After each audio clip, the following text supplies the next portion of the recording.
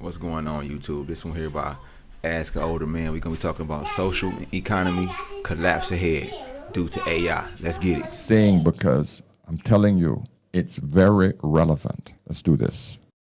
You've been working on AI safety for 2 decades at least. Yeah. I was convinced we can make safe AI, but the more I looked at it, the more I realized it's not something we can actually do. You have made a series of predictions about a variety of different dates. So what is your prediction for 2027? Dr. Roman Yampolsky is a globally recognized voice on AI safety and associate professor of computer science. He educates people on the terrifying truth of AI and what we need to do to save humanity. In 2 years, the capability to replace most humans and most occupations will come very quickly. I mean, in 5 years, we're looking at a world where we have levels of unemployment we've never seen before. Not talking about 10%, but 99%. And that's without superintelligence, a system smarter than all humans in all domains. So it would be better than us at making new AI. But it's worse than that. We don't know how to make them safe. And yet we still have the smartest people in the world competing to win the race to superintelligence. But what do you make of people like Sam Altman's journey with AI? So a decade ago, we published guardrails for how to do AI right. They violated every single one. And he's gambling 8 billion lives on getting richer and more powerful. So I guess some people want to go to Mars, others want to control the universe. But it doesn't matter who builds it. The moment you switch to superintelligence, we will most likely regret it terribly. And then by 2045... Now this is where it gets interesting. Dr. Roman Yampolsky. Let's talk about simulation theory. I think we are in one. And there is a lot of agreement on this. And this is what you... That's crazy, man. Everybody nowadays think we in this simulation, man. I believe it's true also. should be doing in it so we don't shut it down. First,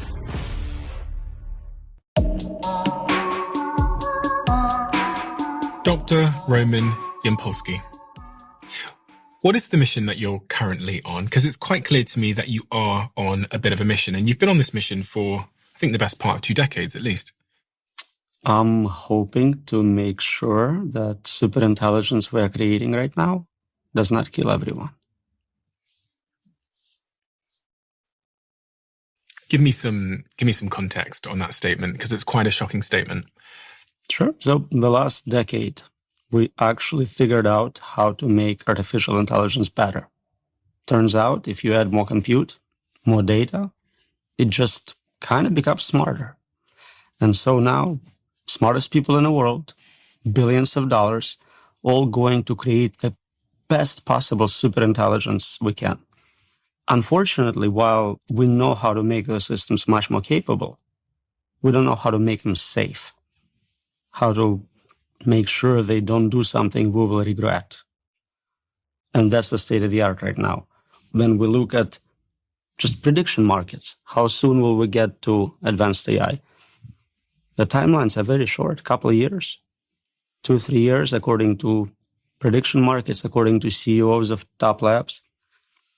And at the same time, we don't know how to make sure that those systems are aligned with our preferences.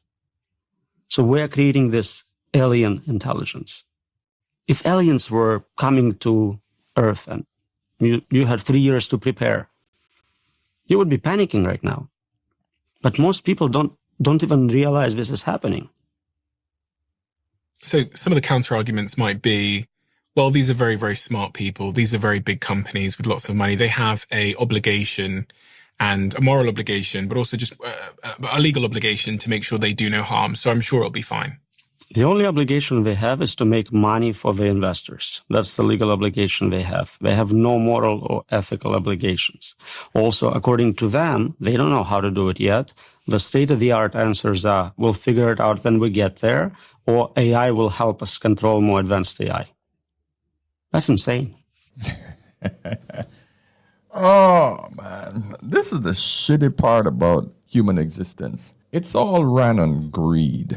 Greed, you know? I mean, when is enough for multi-billionaires? When is it enough? At least there was one good statement I saw come out of Mark Zuckerberg and Meta, because they had actually reached to a point in AI where Mark Zuckerberg said, I cannot release this to the general public because it's scary how well this thing operates. I think Meta has actually achieved superintelligence, and they will not release that advanced version of AI. Now, a lot of you know that I use AI, but right now it's not super intelligent. You need to understand that super intelligent basically means that it's smarter than us. And a lot of you keep arguing, oh, it's just a bunch of data and it can't think and it has no soul. No one gives a shit. No one cares about your metaphysical ideas of how the world works. The spiritual part, no one cares. It's all about the money. It doesn't matter if this simulation or a clone of our brains, it doesn't matter. What we have created is a separate entity that is going to be smarter than us. It's not there yet, but 90 days ago, it was a lot stupider than it is right now. 1 year ago, it was the equivalent of a high school dropout. Now it's a PhD. That's the difference in 1 year. High school dropout, PhD freaking student, graduated. Where does it go next? And that's the scary part. This gentleman will answer a lot of questions to the objections that you guys had in my comment section every time I post something on AI. In terms of probability, what do you think is the probability that something goes catastrophically wrong? So nobody can tell you for sure what's going to happen. But if you're not in charge, you're not controlling it, you will not get outcomes you want. The space of possibilities is almost infinite. The space of outcomes we will like is tiny. And who are you and how long have you been working on this? I'm a computer scientist by training. I have a PhD in computer science and engineering. I probably started work in AI safety, mildly defined as control of bots at the time, 15 years ago. 15 years ago. So you've been working on AI safety before it was cool. Before the term existed, I coined the term AI safety. So you're the founder of the term AI safety? The term, yes, not the field. There are other people who did brilliant work before I got there. Why were you thinking about this 15 years ago? Because most people have only been talking about the term AI safety for the last... Bruh, we in big trouble, man. I mean, AI is a good thing, but human beings can't compete, man. We just can't compete with AI, bro. It's too advanced, and if we start making it so advanced to where it replaces everybody, what they gonna do with the human beings? I mean, they could have like what you call that, how they try to make it to where everybody just get some type of money a month, and then they really ain't gotta do nothing. But how long that's gonna last with the people on top giving us some type of I forgot what they call it, universal income? How is that supposed to work if we don't adapt and do and assimilate to how they want us to assimilate? They could just cut our money off. Then we have no control over nothing. Then we really fuck. So AI on top of the greedy rich people that's controlling the world, bruh, they could just turn your money off anytime. Just like AI can just replace us at any time. 2 or 3 years. Yeah, it started very mildly just as a security project. I was looking at poker bots, and I realized that the bots are getting better and better. And if you just project this forward enough, they're going to get better than us, smarter, more capable. And it happened. They are playing poker way better than average players. But more generally, it will happen with all other domains, all the other cyber resources. I wanted to make sure AI is a technology which is beneficial for everyone. So I started work on making AI safer. Was there a particular moment in your career where you thought, oh my God? First 5 years at least, I was working on solving this problem. I was convinced we can make this happen. We can make safe AI. And that was the goal. But the more I looked at it, the more I realized every single component of that equation is not something we can actually do. And the more you zoom in, it's like a fractal. You go in and you find 10 more problems, and then 100 more problems. And all of them are not just difficult. Let's read. What is a fractal? A fractal is a complex pattern that repeats itself at different scales. Zoom in and you'll see a smaller version of the whole. Fractals are found in nature like snowflakes or coastlines and are used in fields from medicine to computer graphics. Interesting. They're impossible to solve. There is no seminal work in this field where we solved this. We don't have to worry about this. There are patches. There are little fixes we put in place, and quickly people find ways to work around them. They jailbreak, whatever safety mechanisms we have. So while progress in AI capabilities is exponential or maybe even hyper-exponential, progress in AI safety is linear or constant. The gap is increasing. The gap between the how capable the systems are and how well we can control them, predict what they're going to do, explain their decision making.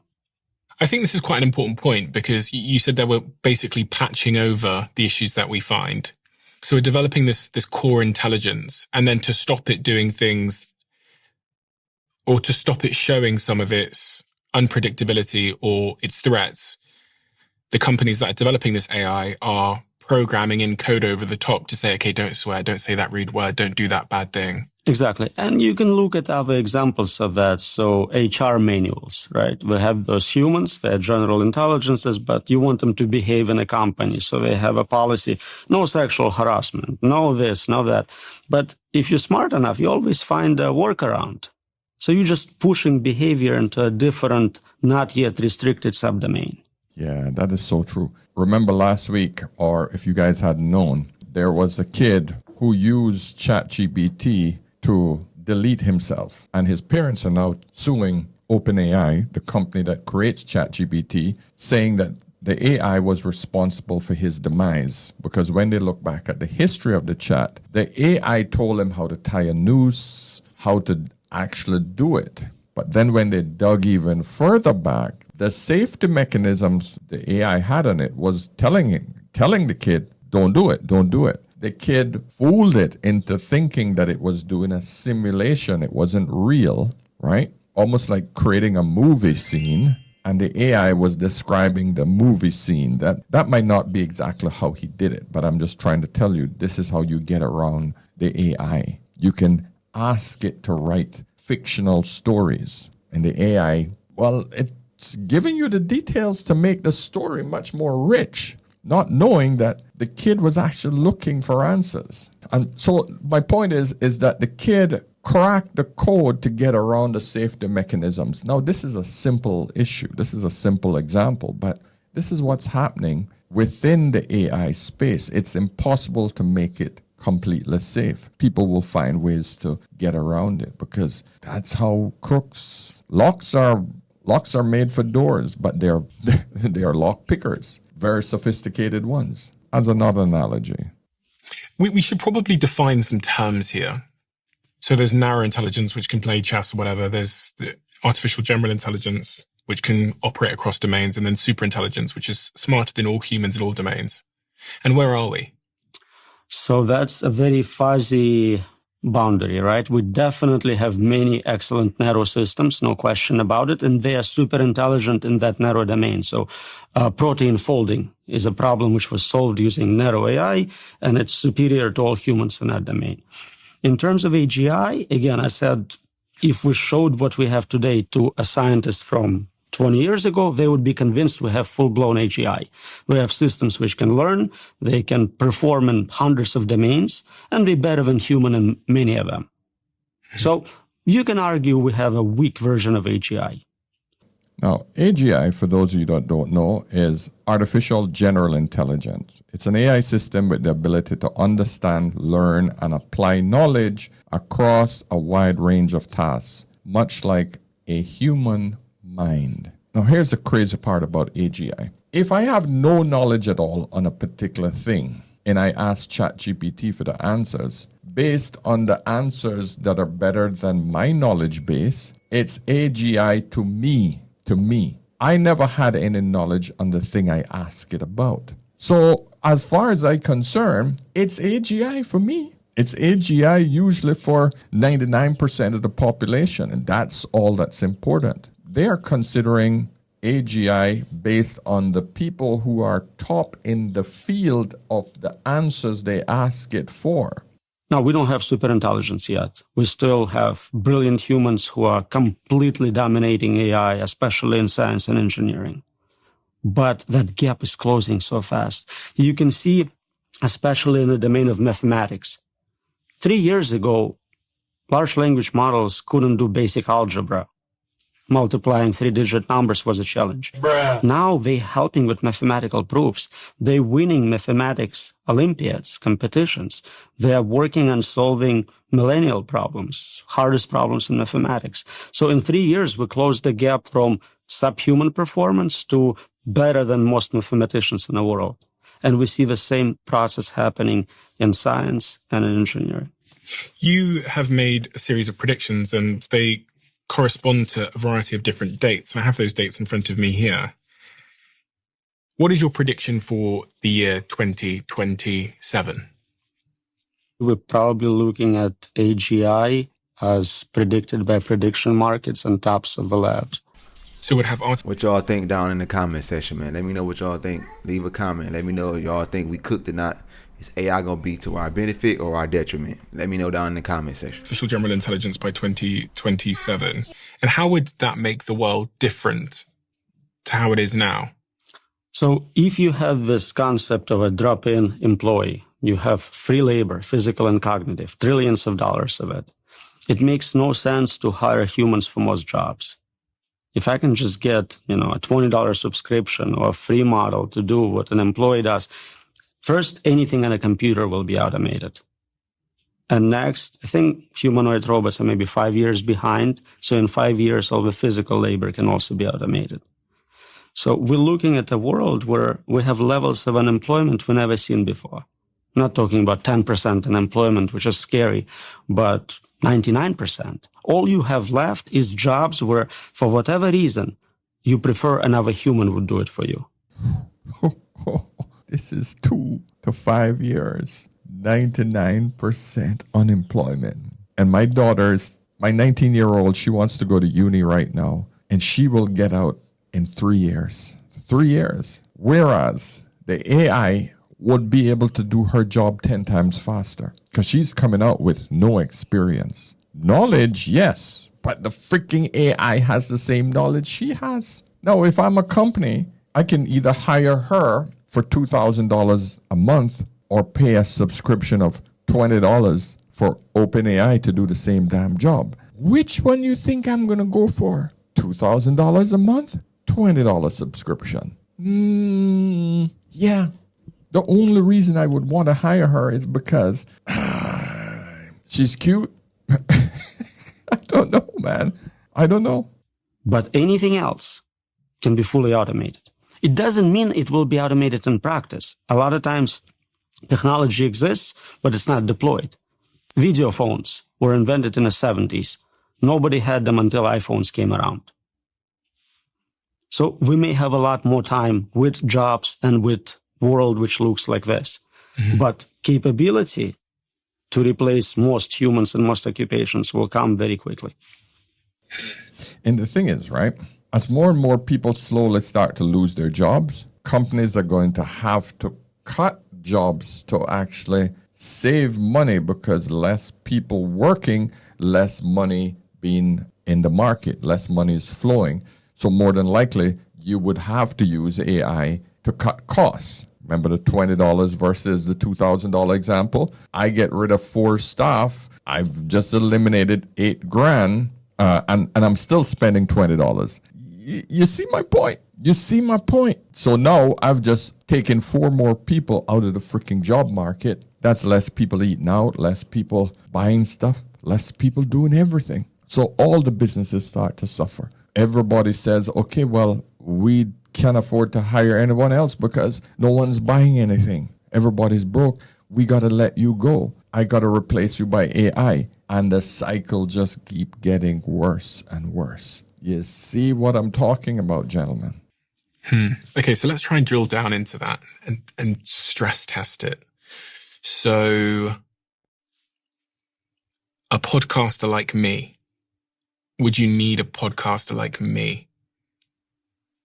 So let's look at what you do. You prepare, you ask questions, you ask follow-up questions, and you look good on camera. Thank you so much. Let's see what we can do. Large language model today can easily read everything I wrote and have very solid understanding. Better. I assume you haven't read every single one of my books. No. That thing would do it. It can train on every podcast you ever did, So it knows exactly your style, the types of questions you ask. It can also find correspondence between what worked really well, like this type of question really increased views, this type of topic was very promising, so you can optimize, I think, better than you can because you don't have the data set. Of course, visual simulation is trivial at this point.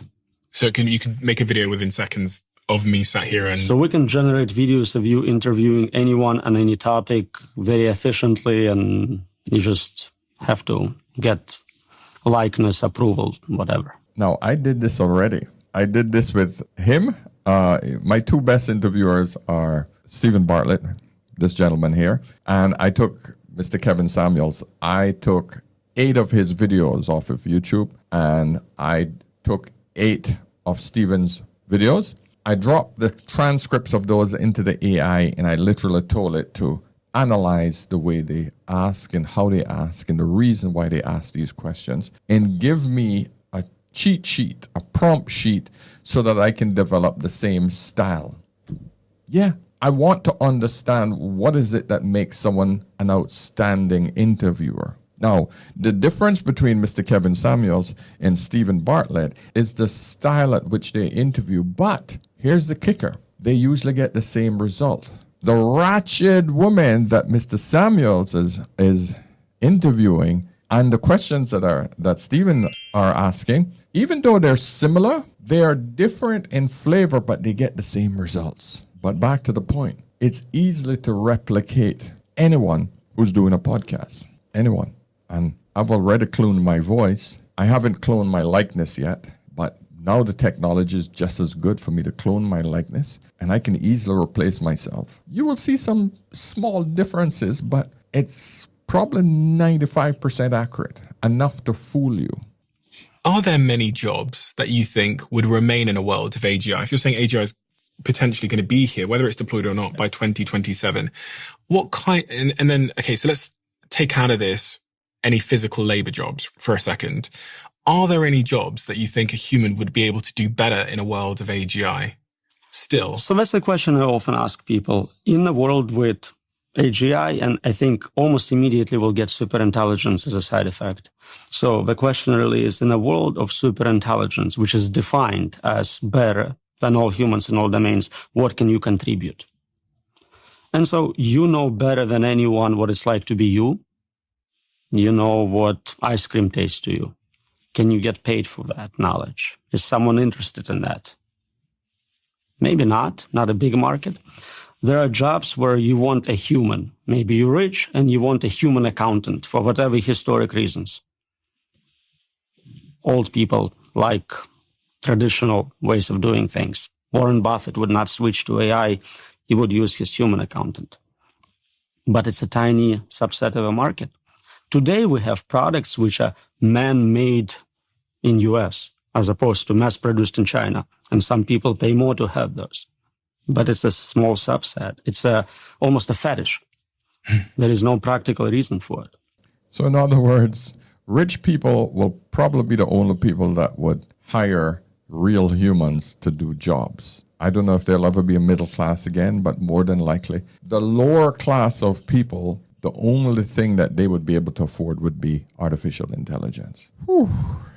That's a cold, hard reality. But personally, I can't see it being anywhere else because that's what history has dictated. We will buy the Chinese version of a great product because we can't afford the luxury product. Because the Chinese product costs, 1/10 than the original. And I think anything you can do on a computer could be automated using that technology. You must hear a lot of rebuttals to when you say it, because people experience a huge amount of mental discomfort when they hear that their job, their career, the thing they got a degree in, the thing they invested $100,000 into is going to be taken away from them. So their natural reaction, for some people, is that cognitive dissonance that, no, you're wrong. AI can't be creative. Bro, that's the sad part about it, man. People that went to school, spent all that money, bro, especially doctors and all that stuff, that's in the field where you could just be replaced by AI so quickly, bro. I feel bad for y'all. If it's not this, it's not that, it'll never be interested in my job. I'll be fine because. You hear these arguments all the time, right? It's really funny. I ask people, and I ask, people in different occupations. I'll ask my Uber driver, are you worried about self-driving cars? And they go, no. No one can do what I do. I know the streets of New York. I can navigate like no AI. I'm safe. And it's true for any job. Professors are saying this to me. Oh, nobody can lecture like I do. Like, this is so special. But you understand it's ridiculous. We already have self-driving cars replacing drivers. That is not even a question if it's possible. It's like, how soon before you're fired? Yeah, I mean, I've just been in LA yesterday, and my car drives itself. So I get in the car, I put in where I want to go, and then I don't touch the steering wheel or the brake pedals, and it takes me from A to B, even if it's an hour-long drive without any intervention at all. I actually still park it, but other than that, I'm not driving the car at all. I mean, obviously in LA we also have Waymo now, which means you order it on your phone and it shows up with no driver in it and takes you to where you want to go. Oh yeah. So it's quite clear to see how that is potentially a matter of time. If for those people, because we do have some of those people listening to this conversation right now, that their occupation is driving, to offer them and I think driving is the biggest occupation in the world, if I'm correct. I'm pretty sure it is the biggest occupation in the world. One of the top ones, yeah. What would you say to those people? What should they be doing with their lives? Should they be retraining in something, or what time frame? So that's the paradigm shift here. Before, we always said this job is going to be automated, retrained to do this other job. But if I'm telling you that all jobs will be automated, then there is no plan B. You cannot retrain. Look at computer science. 2 years ago, we told people, learn to code. You are an artist, you cannot make money, learn to code. Then we realized, oh, AI kind of knows how to code and getting better. Become a prompt engineer. You can engineer prompts for AIs. It's going to be a great job. Get a 4-year degree in it. But then we're like, AI is way better at designing prompts for other AIs than any human. So that's gone. So I can't really tell you right now the hottest thing is design AI agents for practical applications. I guarantee you in a year or two, it's going to be gone just as well. For those of you that don't understand AI agents, please learn what they are. Go to YouTube and say, what is an AI agent and how to make them, because it'll change your life. So I don't think there is this occupation needs to learn to do this instead. I think it's more like we as a humanity, then we all lose our jobs. What do we do? What do we do financially? Who's paying for us? And what do we do in terms of meaning? What do I do with my extra 60, 80 hours a week? You've thought around this corner, haven't you? A little bit. What is around that corner, in your view? So the economic part seems easy. If you create a lot of free labor, you have a lot of free wealth, abundance, things which are right now not very affordable become dirt cheap, and so you can provide for everyone basic needs. Some people say you can provide beyond basic needs. You can provide very good existence for everyone. The hard problem is, what do you do with all that free time? For a lot of people, their jobs are what gives them meaning in their life, so they would be kind of lost. We see it with people who retire or do early retirement. And for so many people who... Man, forget all that. I'll be hanging out with the fam, throwing barbecues, making good recipes, still learning AI. We can do all type of stuff. We can go play at parks. People can fix up houses. We can still build stuff, but we just ain't got to work 80 to 60 hours to do it. Hate their jobs. They'll be very happy not working. But now you have people who are chilling all day. What happens to society? How does that impact crime rate, pregnancy rate, all sorts of issues? Nobody thinks about. Governments don't have programs prepared to deal with 99% unemployment. What do you think that world looks like? Now, I'm going to just skip to different little spots in this video because I found some other things much more enlightening. But we've reached that point where he's actually predicting this stuff in 2 to 5 years. And personally, I can see it. I can see it happening because I do have enough knowledge on AI for me to understand what it can do. For those of us who've sort of buried our head in the sand and just looked at it and it's on the surface level and think that this is just a glorified bot, you are the ones that are going to be in trouble. I'm telling you, wake up, wake up. I know ignorance is bliss, but it can also be dangerous. Burying your head in the sand, meaning that you can get shot in the ass. Again, I think you going to be doing? very important part to understand here is the unpredictability of it. We cannot predict what a smarter than us system will do. And the point when we get to that is often called singularity, by analogy with physical singularity. You cannot see beyond the event horizon. A singularity is the hypothetical moment when AI surpasses human intelligence. At this point, machines could improve themselves faster than humans can understand, potentially leading to rapid, unpredictable changes in society. This is the most frightening part about this technology. Yeah, that's the most scariest part. You don't know you don't know if it's gonna turn against us and don't want to work for us. It might be so intelligent, like, what, fuck y'all humans.